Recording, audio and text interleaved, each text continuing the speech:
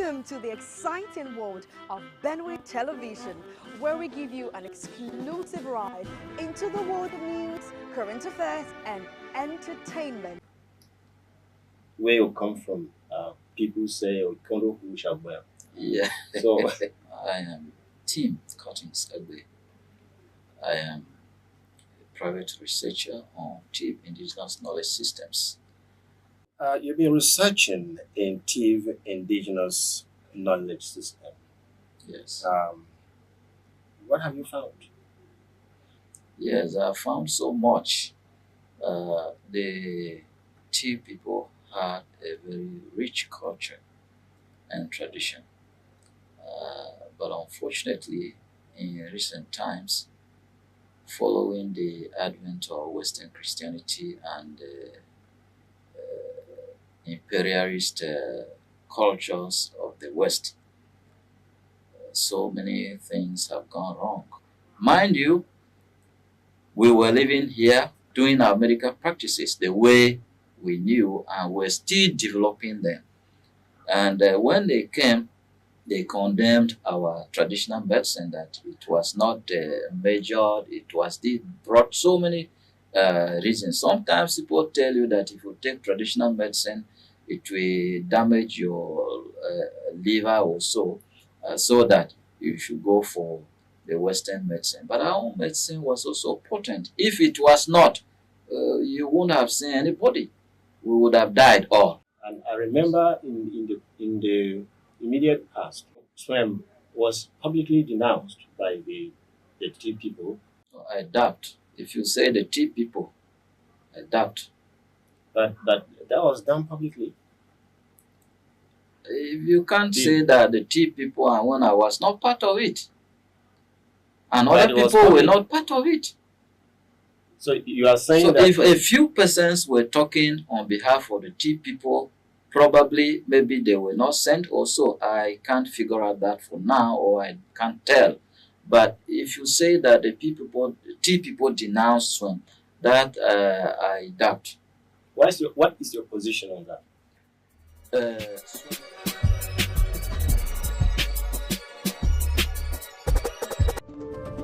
Hello, I have the biggest news of the moment, and you'd love it. Your favorite health program on Benue Television, Talk Health, will no longer air for just 30 minutes. It will now be a 1-hour program. Every Tuesday from 11 a.m. to 12 noon. You can actually call in the course of the program to participate, let the doctors know exactly what you think or how you feel, and then get answers from them. The number to call will be 0813 200 9411. Again, the number to call will be 0813 200 9411. Remember, you can only call in the course of the program when the phone lines are open. Once again, every Tuesday, 11 a.m. to 12 noon. Talk Health is actually open for sponsorship, and for sponsorship, call the numbers on your screen. I remain your presenter, Iwange Baja. Keep watching Talk Health, keep watching Benue Television. Stay healthy.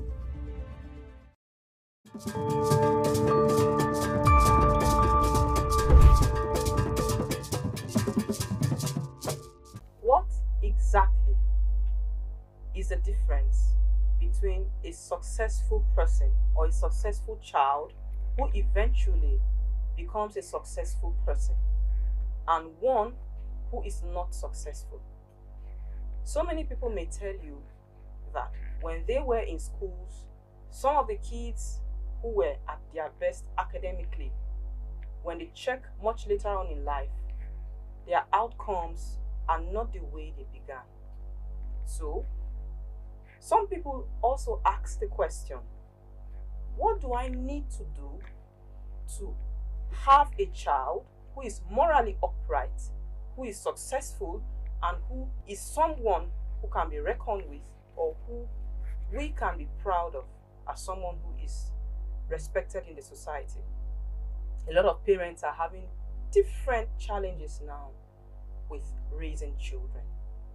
So today, we want to delve into how we shape the destinies of children so that these children can become successful, and by large, we will have a society that is doing well, because we have so many challenges as Nigerians and so many other countries, and we need people who can provide solutions to these challenges. So our discourse today is on how we can shape the destinies of children. My name is Sewe Seaga. We will be right back after this short break. Stay with us.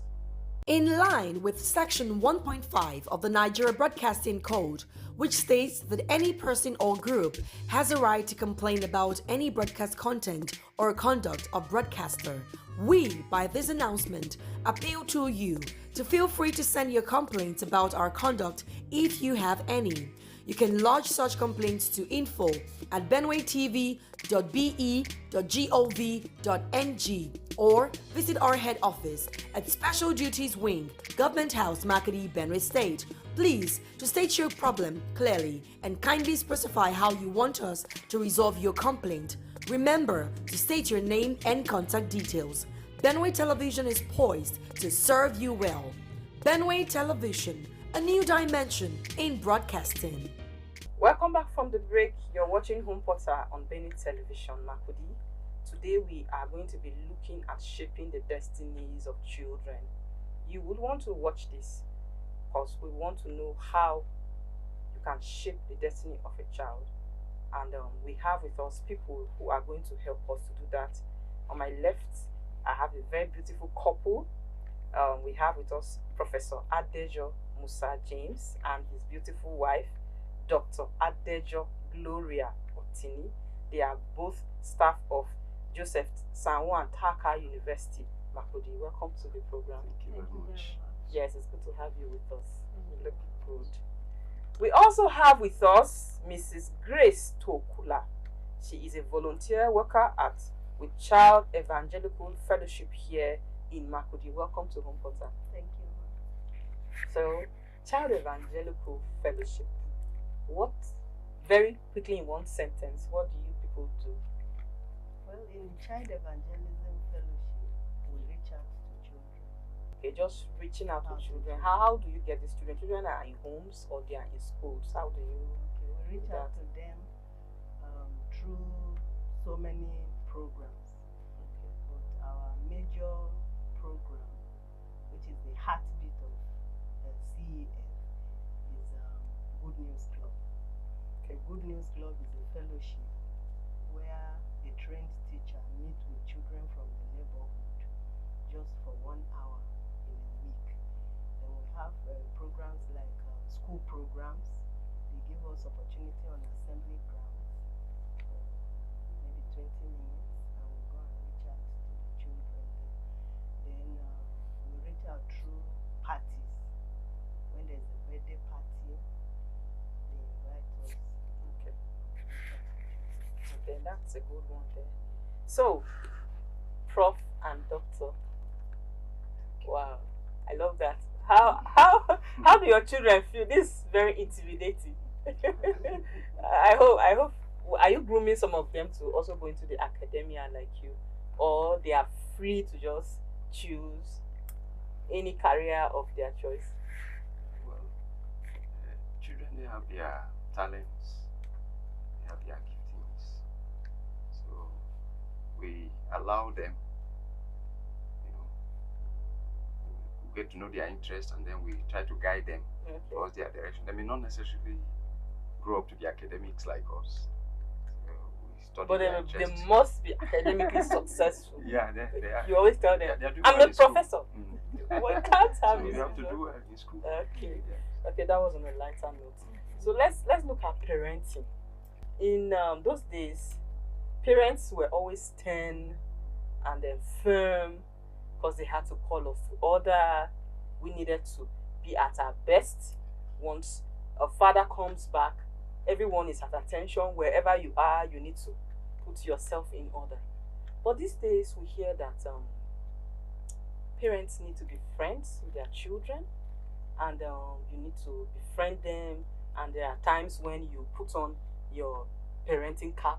There are times when you change and you have become a friend and all that. Tell us about parenting and friendship. Where does this come in? Do that stern parents at all times part versus this one where you merge it? Which one is actually working better? All right. Thank you very much for that question. You know, the issue of parenting, nobody can claim to know it all. We have all had our diverse experiences and all that. But by and large, I think parents should strive as much as possible to be friends to their children. You know, those days actually, you know, when you hear that your father is coming, you know, you have to arrange yourself well and all that. And the children are so scared of the parents to the extent that there are certain things that they wish to share with the parents, but they cannot because of the tough posture and the autocratic way of bringing up children and all that. That has not helped. So we encourage that parents as much as possible, bring your children closer to yourself, make them your friends. There's no gain in terrorizing your own children. Terrorizing in quotes. In quotes. Terrorizing. Because I know of some, daddies coming home and children are running at us. Daddies around, you have to be careful. And all that. It's not in the best interest of children training and all that. I have a colleague that, is so friendly with the children to the extent that they sit together. When they come back from work and all that, they sit together, they share experiences to the extent that the children even tell their father certain experiences they have had in the daytime and all that. And through that, as you bring them closer, you'll be able to also counsel them and put them on the right track. But if that tough posture is there that they cannot feel free with you as parents to open up to you, then definitely they will open up to some other person who may not be able to guide them properly. So how do you draw that line? Because you can become friends to the extent that the influence is now on you, the parent, and you go very easy on them. That sometimes certain things are not good for them, but they insist, and you allow them have their way because you want to remain as friends. And in some homes, we have a situation where maybe one parent is stern and the other is a friend, and he doesn't want the children to perceive him as being difficult. He wants to remain the friendly one. So you just go on. So where do we draw the line between friendship and then insisting on what is right as a parent? Thank you. Well, for a growing child, you have to set rules. Let them know the rules and why you are setting the rules. Don't just leave them like that. You set rules. The values you want to instill in them, they should know. And why they should learn those values, they should also know. But in instilling, the values, you must not be harsh. If you are harsh, you will lose them. Something just happened, I think, 2 days back in the house. My girl that is helping me at home, we prepared, we ate rice the previous night, and then when the rice remained, we put it in the freezer. So in the morning, I had some visitors, so I was also making rice and stew in the morning. So I told her to bring out the one we put in the freezer yesterday. Let's warm it and let's eat it before this one. So she brought it out, she warmed the rice, and I took out of it. Then I asked her to take and eat. Later when I came to the kitchen, she was taking the white rice, to go and eat. So I said, I told you to eat this one first. I started explaining to her that this one is not good. We kept it in the fridge and all that. She shouldn't do that. And she said, okay, she's sorry. And my daughter was standing behind. Later she came to me, she said, Mommy, you are too easy. You are not supposed to do that. When we were growing up, you didn't take it easy with us. Why are you?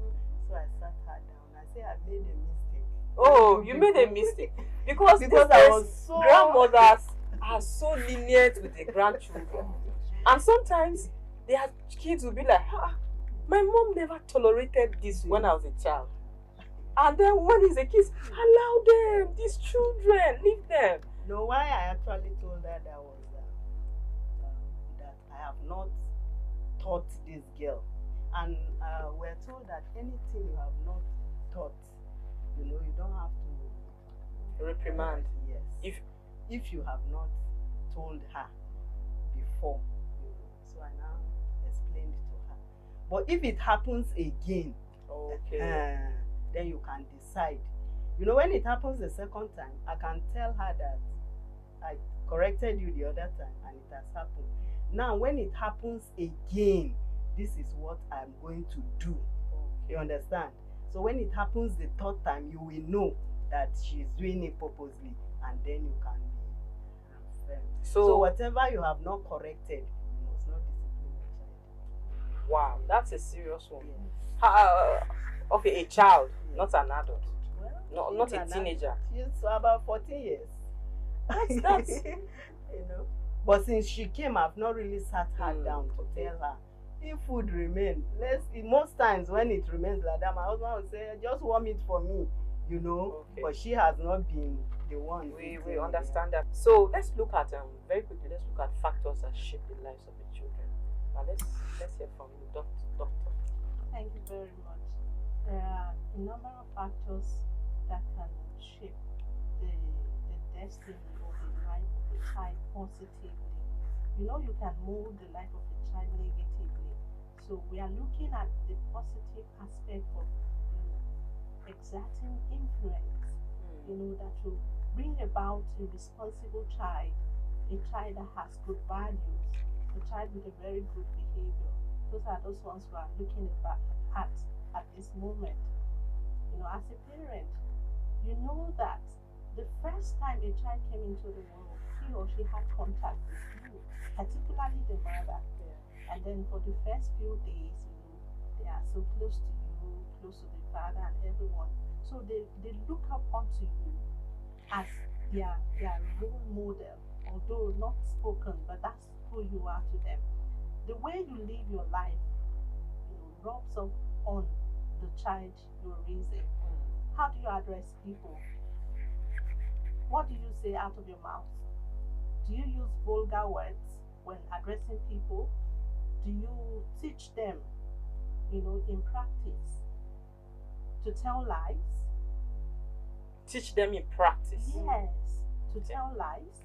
For instance, you know, someone comes to your house and they ask for food or money. You have this money, they know you have this money, and then you go on to tell them in the presence of the child that you do not have money. Okay? And then the person goes away. You don't take your time to explain to the child that, okay, I told this person that I don't have this money because this money is actually meant for something. You just kept mute like that. Now, when that child comes across somebody else or a situation like that, he tells that person, oh, I don't have it. Meanwhile, he has it. Or I'm not around. Meanwhile, he's there. You are teaching that child in practice, you know, to imbibe a behavior that is not correct. Now, you can also influence the destiny of a child, you know, by becoming their friend. How do you become a friend of your child? You know, the relationship is like, you know, I'm higher and then you are lower. But there must be a binding line, a place where there must be coherence. So you come to their level. Make sure you pay active attention to whatever they say. So listen very well and then give them the right counsel. You tell them this is why you should do this is why you shouldn't do that. Okay?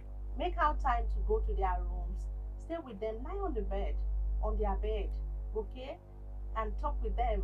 How was your day today in school? What happened and everything? Then you'll be able to give the right instructions or counsel to that child. Also, make out time to take them out. You know, take them out, be interested in what they are interested in, play with them, okay? And then guide them, supervise them, ensure that their friends are your friends. So in that manner, they know that, oh, that is down to earth with me. So whatever goes wrong or whatever is going on right with them, they tell you. And as a parent, you'll be able to channel their thoughts and their actions correctly. Wow, that's a good one. So, do you have more factors Okay. that can actually? Well, see, the issue of child upbringing is the duty of the parents, the father, the mother. And it's always good. And as much as we're talking about making them your friends, it's also important that you are firm where you're expected to be firm. You can have situations where the man may be weak, we expect the woman to be able to complement. I remember when we were in secondary school, we used to have a principal that was somehow weak in quotes, even though a man, but was more of a mother to us. Wow. We usually look at him as a mother. Then we had a vice principal that was a father to us. So if you get into trouble and the vice principal is to discipline you, you know what to expect. And sometimes you have a situation where the principal will even, you are asked to go and do manual labor and all that. The principal will even come around and sorry, this thing, don't do it again. Sometimes you won't help you to cut the grass and all that. So we can have that kind of situation in the home where, as couples, we're supposed to complement each other. Yeah. If you see that the man is not coming up this way, coming up, you have to see how you can come in to ensure that the child is brought up properly. And that's how we can influence the destiny of children positively. And this thing boils down to having a home that is also united.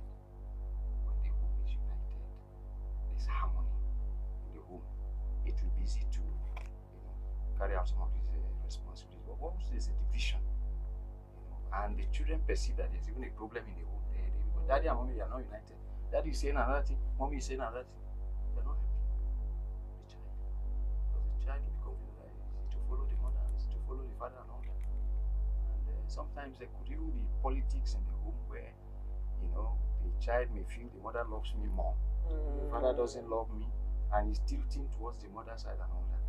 So above all, parents must be united and must be resolute in standing firm to ensure that the children are brought up properly, the way they are supposed to come up.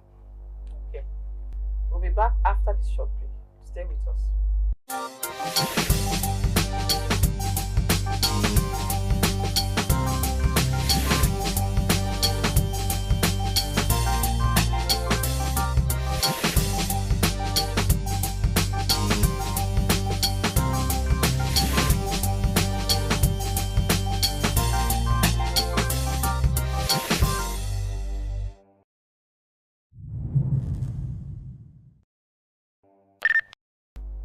Welcome back from the break. We have been looking at shaping the destinies of children.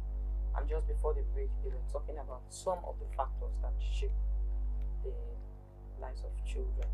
So let's hear from you, Mrs. Topola. In addition to all they have said, I want to talk about the spiritual factors that shape the lives of these children. As a Christian, we believe that the destination, so to say, the destiny of a child, according to the mind of God, is that the child will grow to become like Christ. You can find that in Romans chapter 8, verse 29. That those God knew foreknew, he predestined to become like Christ, so that Jesus Christ will be like the firstborn among many brethren. So the destination that God has spelled out for us as Christians is that these children will become like Him. But most times we make mistake thinking that because I am a Christian, my husband is a Christian, and the child is born into a Christian home, we take him to church and all that. We just assume, that he grows into Christianity. But we know that the Bible says every child is conceived in iniquity. We carry the nature of sin that we inherited from our forefathers, Adam. So I believe my own first step in shaping the destiny of that child is to lead him to Christ. When the child is led to Christ, he will now carry the nature of Jesus Christ. And having that nature, whatever we do outwardly will help shape the life and destiny of the child. But if the child does not have the nature of Jesus, that means he has not accepted Christ. Whatever you do, there's a saying that no matter how you feed a lizard, the lizard can never become an alligator. So whatever we do, as long as he's carrying that nature, he'll just grow up to be a fat lizard. That nature will not be changed.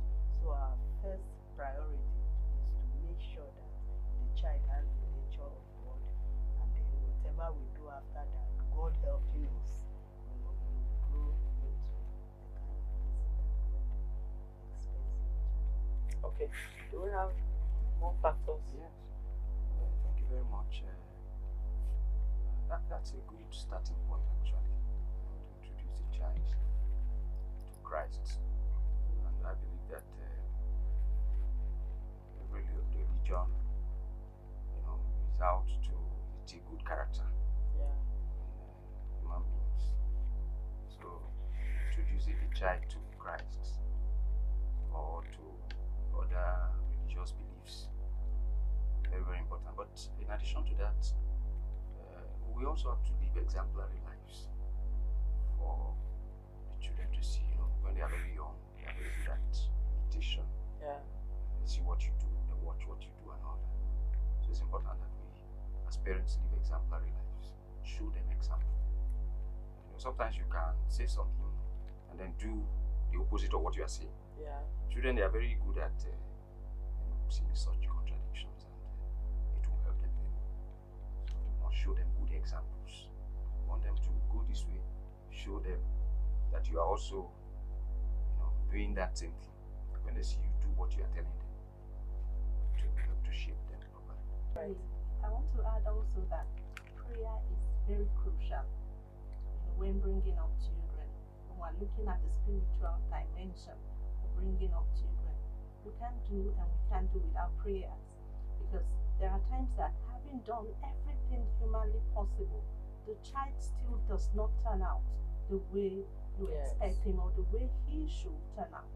So now what do? We go back to God, because I believe that without God we can do nothing. So in raising children, prayer is also crucial. Let them see you pray. Let them know that prayer is important. No matter how trivial the issue is that they bring to you, take it to God in prayers with them, and it will turn out fine. Okay. So I wanted us to look at the relationship between the parent's personality and the child's behavior. Are there certain things that are part of a parent's personality type that will ultimately be seen in the life of the child and eventually affect his destiny? So many things. There are so many things. In fact, we were told that you don't teach only with your words. That your personality is what instructs the child more than the words we speak. So we have to check if there's any area we need to change. We have to check and change. If not, it will affect the child. If you are the shouting type, any small thing you shout, you see that this child is growing up, he becomes the shouting type. If you are the type that shows love, in fact, most times when we are not around and children, they like their play.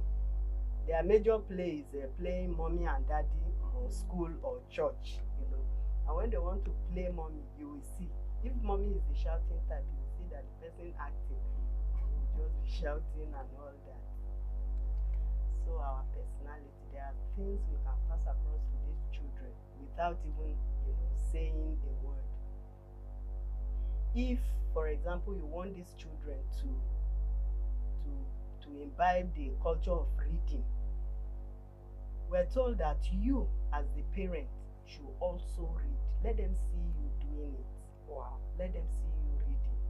In fact, any book I read when my children are not around and they come back and I want them to read it, I'll start telling them how interesting the book is and all that, and they will see me reading. This one will say, Mommy, when you are done, please give me. This one will say, Mommy, when you are done, please give me. So if you want your children to read, if you set time 8 to 9, sit at the table and read.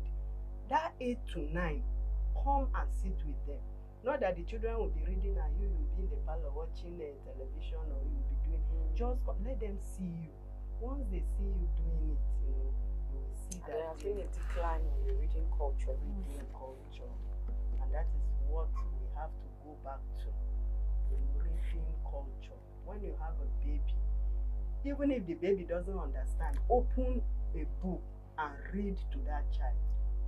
And we don't have the culture of bedtime stories, but it's very, very helpful. As they are growing, get storybooks, read it out, for them. And when you discover that they are old enough, they will go for the books. In fact, at times you see children, they will come around and say, Mommy, tell me that story. That story you told me yesterday, or read that book for me again. Yeah. So we must just make sure that these children read. I would also want to add that there are some factors that make up our personality. We have the genetic predisposition, we have the environmental factors, we also have social factors as well. So now, when you know that genetically you are predisposed to anger, you work hard at changing it, either reducing it or eliminating it completely. Now, if it is genetical, or if genetics have a role to play in our personality makeup, it means you can also pass it on to your children. So when you observe that in children, you start with yourself first, deal with your own problem that you have identified, and you can only deal with it when you know it. If you don't know it, then there is no starting point at all. So when you know it, you work on yourself, you work on your children. Also, we talk about the environmental factors. Now, this one is to an extent within your power to control. Okay? Keep your eyes on the kind of friends he or she keeps. Pick interest in his friends or in her friends. Also, pick interest in the things he does. Okay, reading. Be interested. How are you today? Let me see. What are you reading? In that way, you know what is reading, and then you're able to guide or put him on the straight path. Also, be mindful of peer pressure. The peers, what do they do to him? What do they say to him? But when you take time to listen to your child, or you strike a kind of conversation with your child every day, you'll be able to get one or two of these things, the things they say to him, and then you'll be able to correct as you should. Okay. Thank you very much. You see, nobody is perfect, but we're striving for perfection. There are certain traits that may be in the parents that are not healthy for the children. I think the first thing is to try and see how you can work on yourself. Try to see how you can eliminate some of those bad behaviors.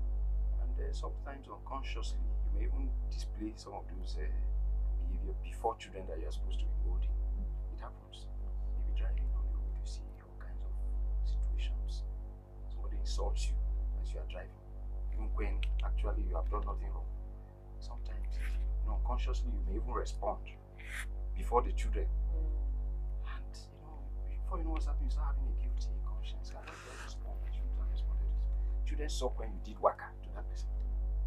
It's not good. Okay. Sometimes there's nothing wrong in apologizing to our children. See, this thing I've done is wrong.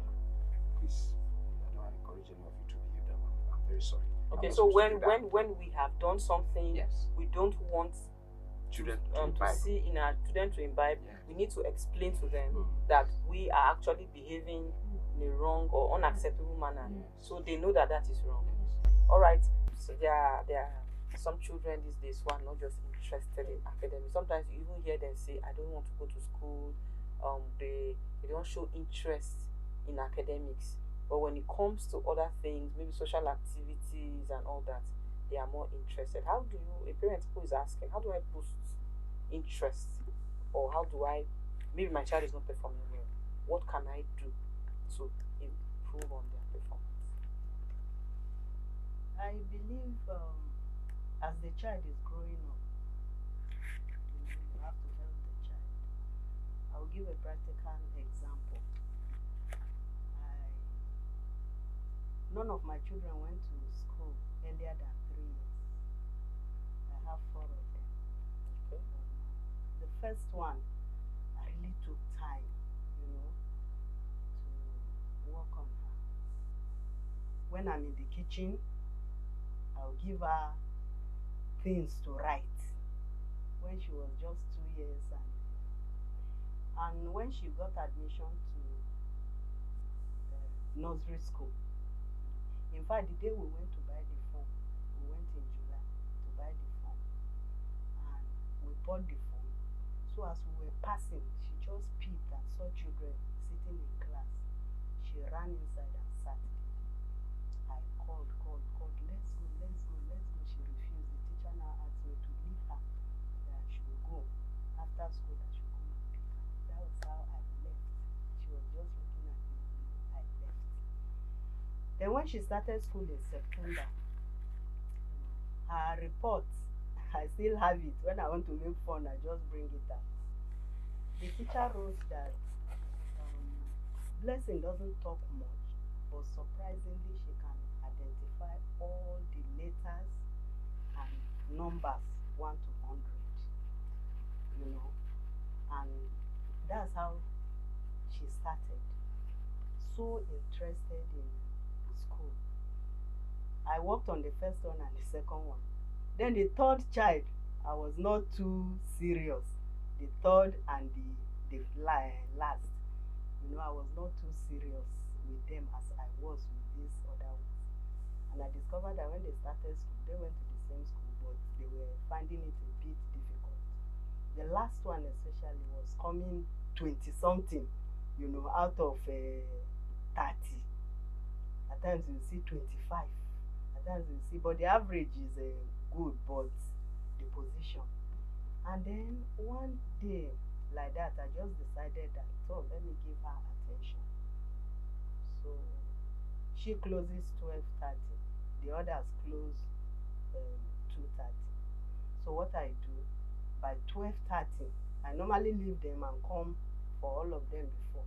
So by 12:30, I rush to the school, pick her, we stay in the car, check her assignment, revise whatever they have taught for that day.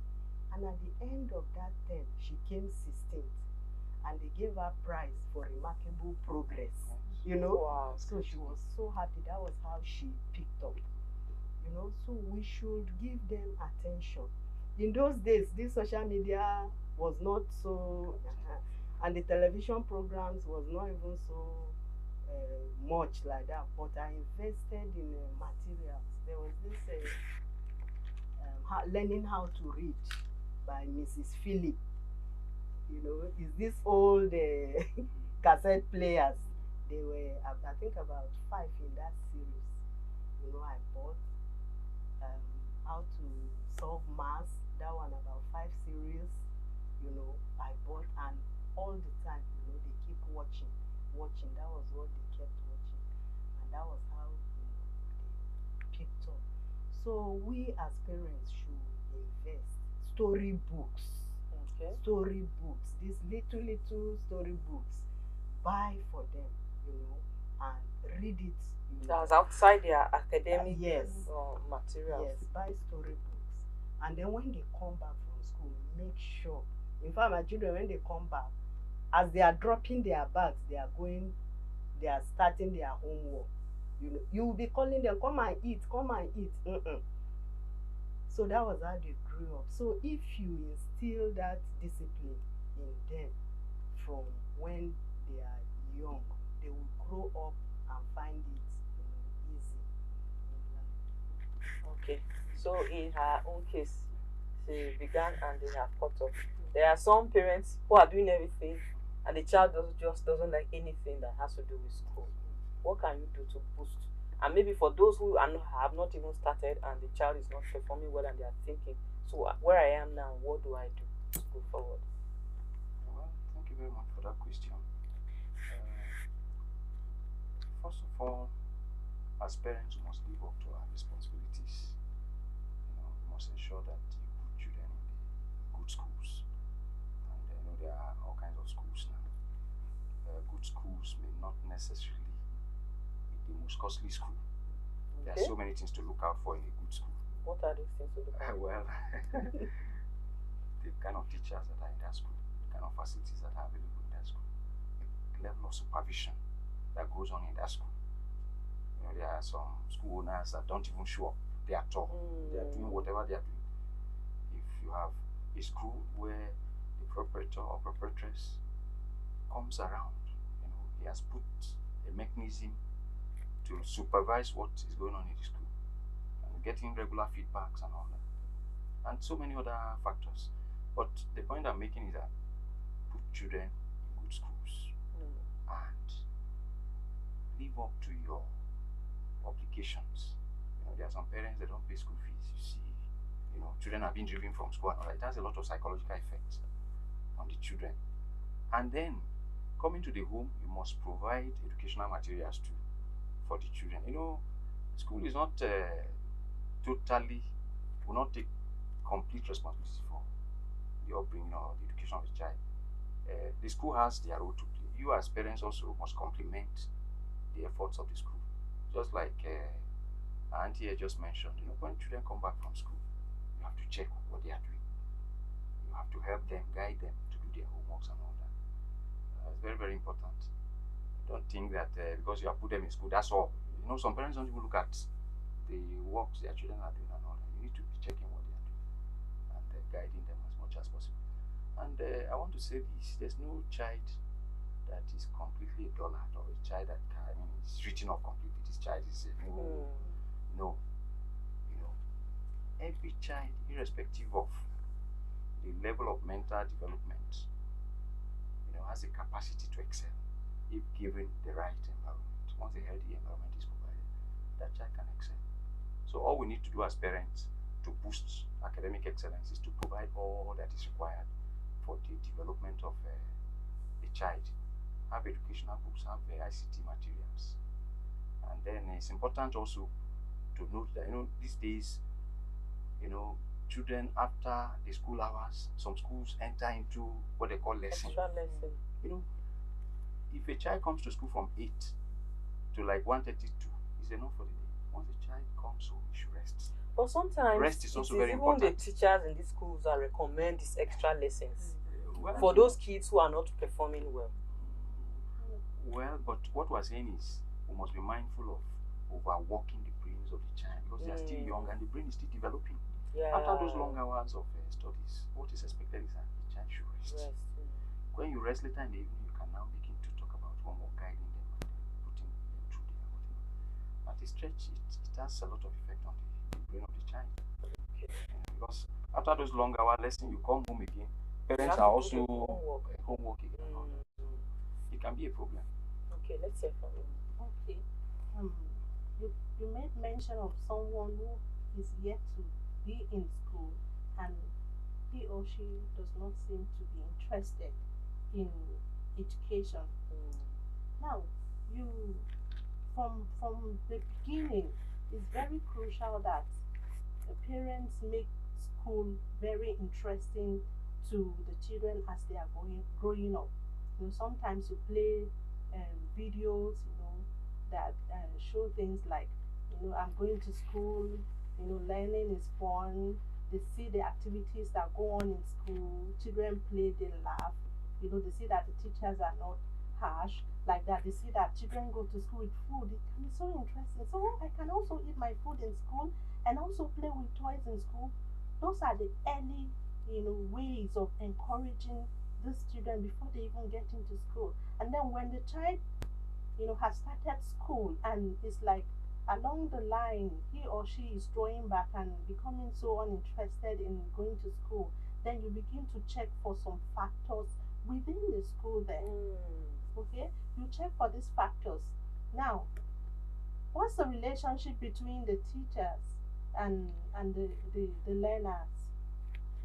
What's the relationship among learners themselves? Is there bullying? What's the atmospheric condition of that school? You need to check. I'm not talking about environmental conditions. Those ones are also there. The environmental will lead you to things like chairs, the classroom, how conducive is the classroom, like that.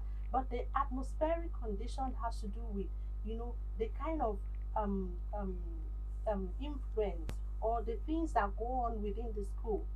How is the relationship between the teacher and the learners? Do they scold? Do they beat them? Do they call them names? Do they compare them to others? Do you allow them to talk freely? Do you operate an open door policy in your school? If you don't have all those things in place in the correct way, then you've not started. Children will begin to run away from school and they go to home to tell their parents they have stomach ache I don't when want to go to actually they school. don't have stomach ache. When they begin to show such traits, go back to the school and make your inquiries. But in doing this, you have to be very subtle about it. You don't need to come out and say, "What are you doing to my child?" It won't work. So you also have to be intentional about making academic very interesting, making learning fun for your child. And if you discover that the place where he or she is going for training at his school is not, does not capture the right kind of atmosphere that you want in the life of your child or that will enhance learning in the life of that child, then you begin to think of changing to a place that will suit your purpose and that of the child. Wow. So it's very important for parents to investigate Yes. the atmosphere in the schools that they have their children. This is really interesting because very recently we have cases of kids who were in some schools and there was bullying and some even lost their lives. So I think that if parents actually do this investigation, they can actually avoid some of these things, or they might even draw the attention of the yes. Another way of making these inquiries is to engage in friendly talks with these children when they come back from school. Do you just tell them welcome back, drop your books, eat your food, do your homework? No. Say them, how was school today? Did you enjoy school today? What did you learn? How did you learn it? Things like that. It may look as if you want to know what went on in school. Yes, it's correct. They are your children. You need to know what's going on with them. Another thing is, there are different ways children learn. Some learn through the lecture method. When you tell them, they catch it immediately. Yeah. While some need to see it, and some they need to touch whatever you are teaching. So if they are in a school that all these activities are not there and all the different ways of learning are not available. So you find out that the child will not be doing well. If your child is the one that wants to see before he learns, and they are just teaching, telling them from time to time, you discover that he will not do well. So you as a parent, you must study these children and know their own method of learning. So that if they teach them from school and they come back home, knowing their method of learning, you can create activities, around Supplement it. with that. Yeah. Wow, that's a lot of work that parents need to do. So because of our time, we're just going to tell us about the early indicators of a successful life. Because so many parents want to know. Some parents have challenges with their kids now who have become adults. And then there are parents now that tell you of things of my kid just picked up my phone and did transfers of large sums of money from their accounts. There are children who scam their parents now, and they ask the question that where did I actually get it wrong? What went wrong? For somebody asking that question, what would be your answer to that person before you tell us about the indicators of a successful future? Okay. I would, tell such parents that all hope is not lost. That no matter how far that child has gone on that path that you do not like or that is not right, you can also make him to, have a change of mind. And then I'll also let the parents know that these things start from, the moment they are given birth to. You begin to mold their character from that point. Okay, I was telling somebody like 2 days ago that when you're raising a child, the child is just a day old, 2 months, 3 months, and then when the child is breastfeeding and he or she puts the gum on the nipple of the mother, what they do is they look at your face and then see whether you will smile, or see any sign of, not approving what they are doing. Then they know what to do. When they say that all you do is smile, next time he or she continues. That is how it starts. Or when you give them something, instead of taking it politely, particularly when they are angry and they are throwing tantrums, you just contain it, you keep quiet. It starts from that point. Now, when these children go up, they see that nobody is disapproving of this my actions. They see it as a correct thing. When they see toys with other children and they take it, instead of you telling them this is not yours, please drop it, you tell them, leave it. My child will cry if you take it away from him.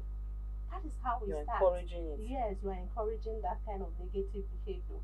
So when all those things are checked, eventually you come up with a child that although he has that nature in him to be a bully, to be somebody who does not take correction, he or she will know that you've never approved of that kind of character, and he or she will stop it. Actually, the bulk of the blame is on the parents, is on us. So if you discover that you went wrong in bringing them up, apologize. All these children want to see is honesty. Nobody is perfect. We are not perfect, but we are striving onto perfection. So when you miss it, you let them know, as they are growing up. And then one other thing I discovered is that because we suffered when we were growing up, we shield our children. We say we don't want them to suffer. Whatever they want, you give them. I was reading somewhere, a very influential man, was interviewed, and they were asking him that, you grew up like this in the midst of affluence. Why is it that you are so simple? He said his parents, when they were growing up, told them that whatever they have at home is either a tool or an idol. So they grew up looking at everything at home as a tool. It did not become an idol to them. So that is why they grew up very simple. Because we suffered and we are shielding these children, whatever they want, we give them. Whatever they want, we give them. Anything they say, we give them. We don't correct them.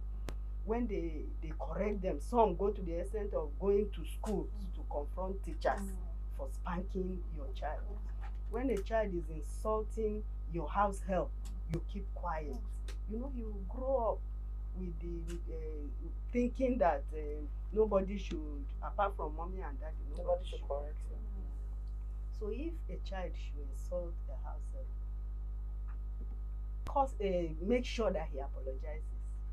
A child who picked up the parents' phone and made transfers, or picked up the ATM card and went and withdrew money from the parents' account without their knowledge, stole. What will you say that the parents should do so that the child can stop such a behavior? I think it doesn't have to go to that extent of calling police personnel or whatever. These things can be handled through counseling. These days, children need, to be counseled. Sit them down, talk to them, and then as much as possible, let them see the consequences of their actions. So the money must have gone. This but, counseling, is it going to be done by a professional or the parents to do that? Sometimes you can give a referral. Okay. In a situation where counseling has been done, the child has done this over and over and over. So what would they do in that situation? Well, there are so many things to do. As parents, just like it was mentioned earlier, you continue to pray, because there's nothing God cannot do. And then you have to also continue to talk. So you continue talking, and then the child never gets to. Okay, there was a scenario. Someone said something that was very interesting. He said that his uncle took his cousin on several visits to the correctional centers. You know, we call our business now correctional centers. And he will take him and they will open this place, and then he will interview the prisoner. Why are you here? The prisoner will say, this is what happened. I went out one evening, I was just strolling, and they just packed us up. Just, another place, someone else will say, okay, this is what I did, and I'm here. And the cousin was just following and just listening and all of that. The uncle did this when the guy was a teenager, and he had started misbehaving. So that after a while, this cousin of his started attending a particular fellowship that was close to the house. He started going to church, to attending fellowship, and much later on, this guy said he wants to be a pastor. So the person telling us this was saying that he saw that people who misbehave in society, who are in prisons, who are in this correctional center, he saw the way they lived, and he didn't want to end up like that. So it was a subtle way of sending a message that this man adopted. So for him now, that was his way of dealing with that scenario. I want to add something here too. You know, sometimes we expose them to these temptations. We expose them to these temptations, you know, by making them have access to our phones or, you know, ways of getting money. For instance, if you know that this child is such that does not have control over himself when he sees money, why do you keep your phone for that child to handle? Or why do you keep your checkbook for that kind of child? Why do you tell that child your Or access to password? your ATM. Particularly, you know, you made mention of, you know, the child has offended over and over again. You've talked, you've cancelled, you've done everything. Now it's time to keep away everything that you think can make this child to go that same way from him. You know, make sure that you reduce some privileges from him. Tell him that the money I would have used to do this, you have squandered them. So you have to live with the repercussion. I think when we don't expose them to temptations, yes, when we don't expose them to some of these things that will make them fall, it will reduce the extent or the number of times they fall into these problems. So we also can shield these children from going into this acts. But that alone might not even be effective, because they may go out there Out and somebody might leave their phone. They might even discover that someone forgot or misplaced an item and just pick it up as theirs. But I understand where you're coming from. Anyway, because of our time, we need to wrap up now. So very quickly, let's have your final thoughts on this. To me, prevention is better than cure. Prevention. Parents should give attention to these children when they are growing up. We should not shield them.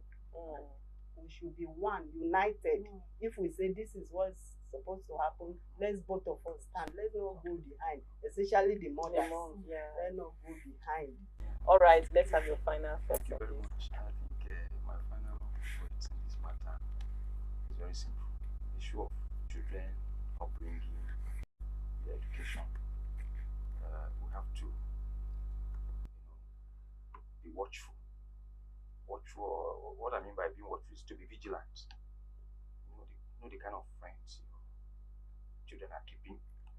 Sometimes you can do a good work at home. The whole effort can be rubbished by peers. So be watchful. Know the kind of friends they are keeping. Sometimes pay them unscheduled visits in the hostel. The kind of life they live on the campus sometimes can be different from what they are showing you at home. So look at the kind of people that surround them, the friends they keep and all that. Then secondly, the issue of prayer, we cannot undermine that. Very, very important. Continue to pray for them. Sometimes they are not within our reach. It's only God that is keeping them. Continue to pray that God will help them. Holy Spirit of God will order their step, direct them. Where they should not go, they will not go and all that. And then lastly, I will say keep talking. Keep talking, keep counseling, keep advising. Even at my age, even at my age, that time my dad was alive, each time I go, we still counsel. Look at me as a child. How are you relating with your wife? How are you coping? I hope no problem. I say, what problem are you expecting? So even at that age, she kept talking until she passed on. So let's continue. Let's not be tired. Continue to advise, continue to counsel. It's our duty. It's a good one, man. Your final thoughts. All right. I think what we need to do is to be intentional about shaping the destiny of our children. let's be very deliberate. We shouldn't leave it to chance. Don't leave anything to chance as a parent. Map out your strategies from the beginning. As soon as you notice you are pregnant, work has started. Map Wow. out your strategies. Map out the strategies and make sure that you execute them and supervise those children, monitor them so that they can turn out to be people whose potentials will be, maximized, and they will be responsible people, people of worth that will be impactful in the society where they live in. Wow, thank you so much for that. You need to map out the strategy. We have been listening to Professor Adejo Musa James and his wife, Dr. Gloria Otini Adejo. They are both staff of Joseph Sanwo Antaka University, Makudi, and Mrs. Grace Tokula, who is with the Child Evangelical Fellowship here in Makudi. Thank you so much for being with us on the program. The Bible makes us understand that children are arrows in a quiver of a person. Now, like she said, you need to have a strategy because children are projects. And for those who did well on that, we have a lot of people who are solving problems for us now, who are have a lot of strategies that are helping nations and the territories where they are domiciled. And most of them were intentional about their lives and their futures. And if you do not have a parent, if you're someone who doesn't have anyone watching over you, you can also shape your destiny. Overall, everyone can do everything, but if you as a person does not want to be successful, it will still not happen. So we are encouraging you today to be intentional about your life. And by the grace of God, you will end up with success. So that's our package for today. We'll be with you again. My name is Serisi Aga. Do have a lovely day. Bye.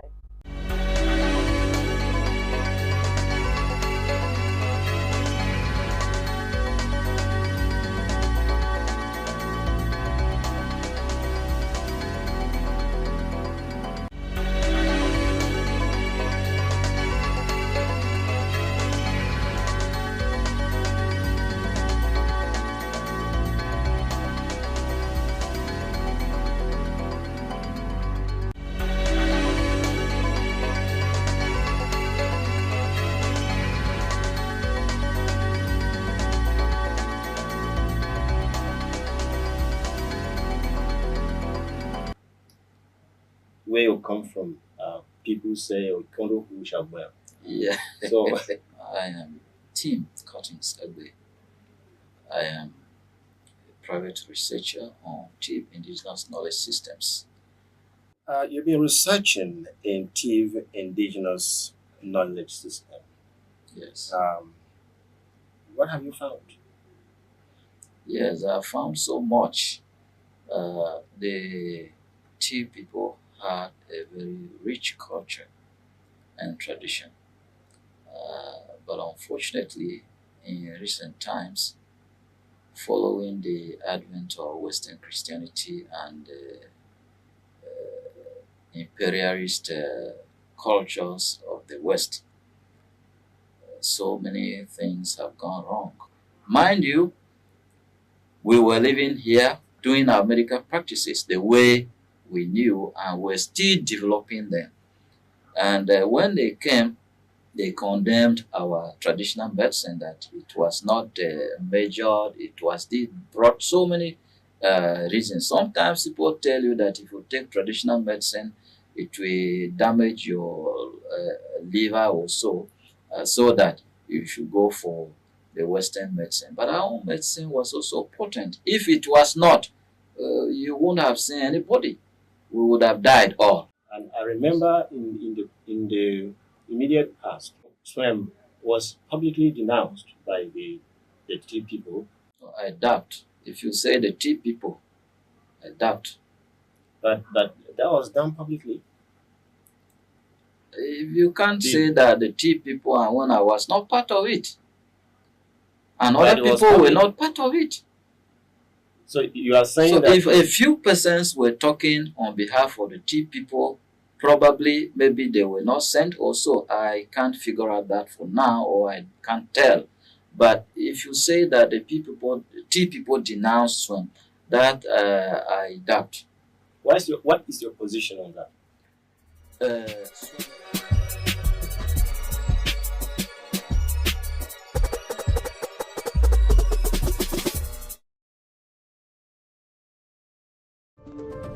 Hello, I have the biggest news of the moment, and you'd love it. Your favorite health program on Benue Television, Talk Health, will no longer air for just 30 minutes. It will now be a 1-hour program. Every Tuesday from 11 a.m. to 12 noon. You can actually call in the course of the program to participate, let the doctors know exactly what you think or how you feel, and then get answers from them. The number to call will be 0813 200 9411.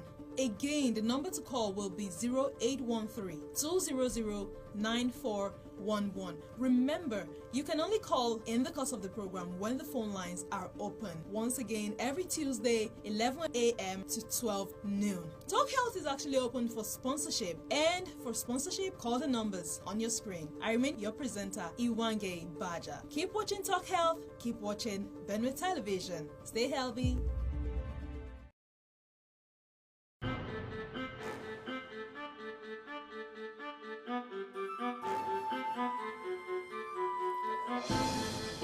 Welcome to the exciting world of Benue Television, where we give you an exclusive ride into the world of news, current affairs, and entertainment. Ready for a first stop? Ride with me.